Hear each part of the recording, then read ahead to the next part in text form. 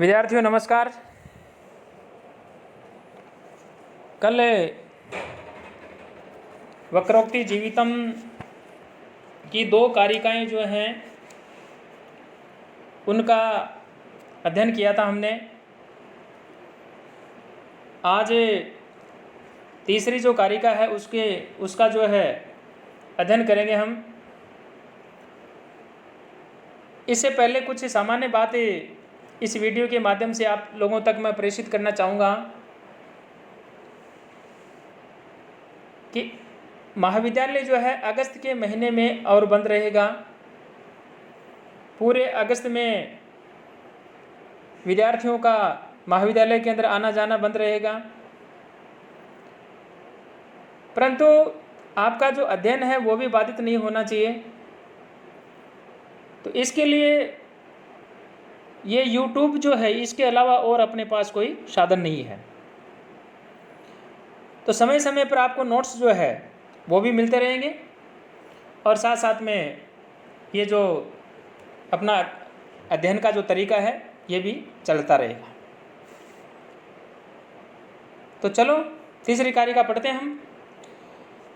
एक ये निवेदन करना चाहूँगा कि सभी विद्यार्थी जो हैं इनको रजिस्टर के अंदर भी जो है उतारना शुरू कर दें, ताकि परीक्षा जब आए तो उस समय जो आपको अलग से नोट्स बनाने की आवश्यकता नहीं पड़ेगी। तो तीसरी कारिका जो है मैं इसको आपके समक्ष जो है इसकी व्याख्या कर रहा हूँ। धर्मादि साधनोपाय है सुकुमार क्रमोदित है काव्य बंधोभिजाता नाम हृदय आह्लादकारक है। सुकुमार क्रमोदित है यानी जो कोमल परिपाटी है उस कोमल परिपाटी से कहा गया है काव्य बंध है, यानी जो महाकाव्य है धर्मादि साधनोपाय है।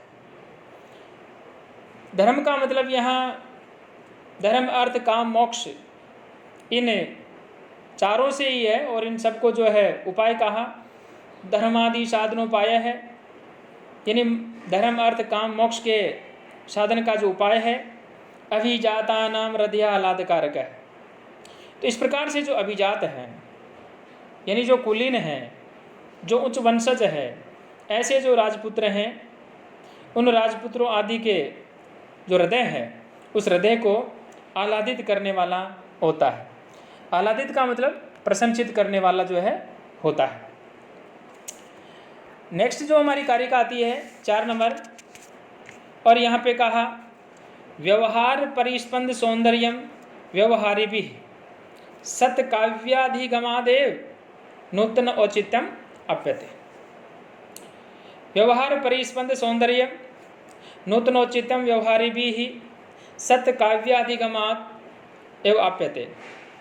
यानी व्यवहार परिस्पंद सौंदर्य जो लोक व्यवहार है, लोक व्यवहार में सदा प्रवृत्त रहने वाले जो लोग हैं, नूतनोचित्यम इस प्रकार से नूतन औचित्य से युक्त व्यवहारी भी ही अर्थात लोकाचार जो है उस लोकाचार के व्यापार के जो सौंदर्य है उस सौंदर्य को सत्य काव्याधिगमात एवं आप्यते। इस प्रकार से उत्तम काव्य के परिज्ञान के द्वारा ही जो है प्राप्त करते हैं, अर्थात उसको वो समझ पाते हैं। 5वीं कारिका है चतुर्वर्ग फलास्वादम अप्यतिक्रम्य तद्विदाम काव्य अमृत रसेन अंत चमत्कारो वितन्यते। चतुर्वर्ग फलास्वादम अतिक्रम्य काव्य अमृत रसेन तद्विधाम अंत है चमत्कार वितन्यते। चतुर्वर्ग की चौथी कारिका के अंदर जो धर्म अर्थ काम मोक्ष इन चारों का जो एक समूह के रूप में वहाँ जो नाम आया था उन्हीं चतुर्वर्ग, उनको ही यहाँ चतुर्वर्ग कहा। तो धर्मादि वर्ग जो हैं उन चारों के फल के जो आनंद है उस आनंद को छोड़ करके काव्य अमृत रसेन, यानी काव्य रूपी अमृत रस जो है उसके काव्य जो तत्व हैं उन काव्य तत्वों का के जो हृदय हैं उस हृदय में चमत्कार जो है वो फैलाया जाता है। छठी कारिका है और छठी कारिका परीक्षा की दृष्टि से अति महत्वपूर्ण कारिका है। मैं समझता हूँ कि विद्यार्थी जो है इसको नोट करेंगे, रजिस्टर में भी उतारेंगे और साथ साथ में जो इसकी जो एक तरह से सीखने का जो प्रोसेस है उसको भी आप लोग जो है सीखते रहेंगे और याद भी करते रहेंगे। अलंकृति अलंकार्यम उपोद्धृते विवेच्यते तदुपायतया तत्वं सालंकारस्य काव्यता। अलंकृति ही अलंकार्यम उपोद्धृते विवेच्यते तदुपायतया सा अलंकार्यस्य काव्यता। यानी जो अलंकृति है अर्थात अलंकार्यम उपदते, यानी अलंकरण जो है जिसके द्वारा अलंकृत किया जाता है वे ऐसा जो उपोद्धृत है अर्थात जो विग्रह है उस विग्रह के अनुसार उसे जो है अलंकृत कहते हैं, विवेचित अलंकृत कहते हैं।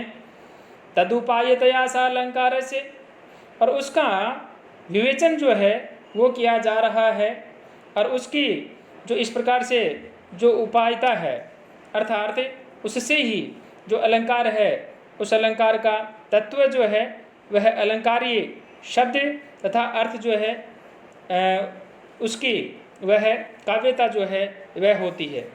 तो इस प्रकार से अपने को करना क्या है कि इसको समझते ही साथ साथ में हमारे को ध्यान में रखना है कि जिसके द्वारा अलंकरण किया जाता है उसे जो है अलंकृति कहते हैं।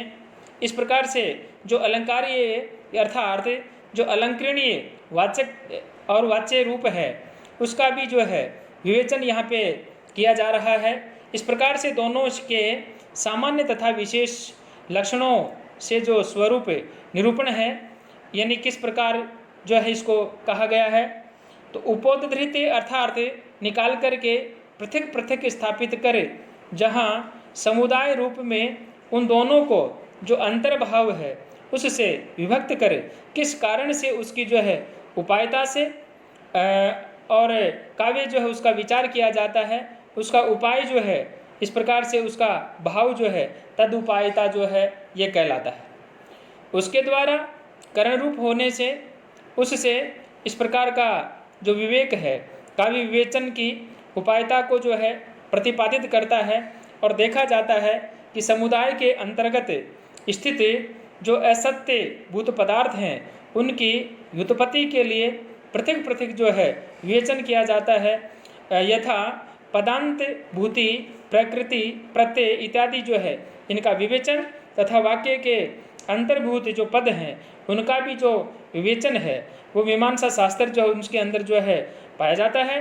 यदि इस प्रकार असत्य भूत भी अपोद्धार यानी अलंकार तथा अलंकार्य का पृथक पृथक विवेचन उस काव्य की उपायता से किया जाता है तो फिर सत्य जो है वह क्या हो सकता है। इस प्रकार से उसका उत्तर आता है कि अलंकार युक्त तत्व जो है उसकी ही काव्यता होती है। उसका निकृष्ट अर्थ जो है यह हुआ कि अलंकरण सहित समस्त निरस्त अवयव होने पर ही जो है समुदाय है उसकी काव्यता या कवि कर्मत्व जो है होता है, उसे अलंकृत की काव्यता जो है वह स्थिति होती है, न कि जो है काव्य का अलंकार से योग होता है। धन्यवाद।